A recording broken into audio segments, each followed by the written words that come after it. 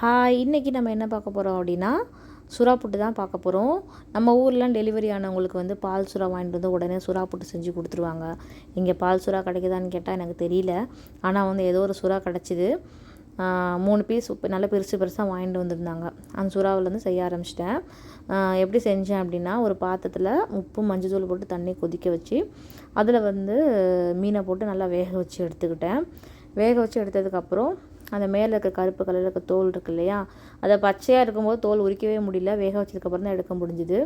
தோலெல்லாம் உரித்து எடுத்து வச்சுட்டு கொஞ்சம் கை பொறுக்கிற சூடு வந்ததுக்கப்புறம் மீனெல்லாம் வந்து உதுத்து எடுத்து வச்சாச்சு.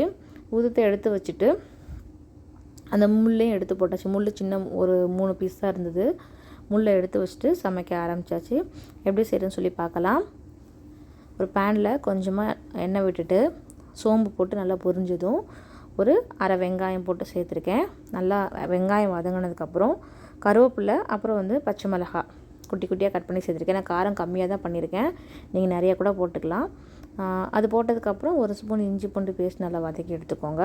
வதக்கி எடுத்ததுக்கப்புறம் நான் வந்து உதுத்து வச்ச மீனை உள்ளே போட்டுட்டேன். உள்ளே போட்டு நல்லா மிக்ஸ் பண்ணி கொடுத்துட்டேன். அவ்வளோதான். அரை ஸ்பூன் மஞ்சத்தூள், கொஞ்சமாக உப்பு. என்ன மசாலா போட்டிருக்கேன் அப்படின்னா, எந்த மசாலாமே போடலை.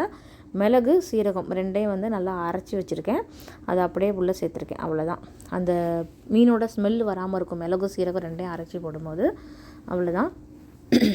உங்களுக்கு வந்து இன்னும் வந்து மஞ்சத்தூள் அதிகமாக வேணும் அப்படின்னா போட்டுக்கோங்க.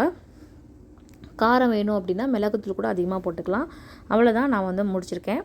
அதோடு சேர்த்து கொஞ்சமாக கடைசியாக கொத்தமல்லி தழை தூவி போட்டு இறக்கி எடுத்து சாப்பிட்டாச்சு. இது ஸ்நாக்ஸ் மாதிரியே சும்மாவே சாப்பிட்டோம். தேங்க்யூ.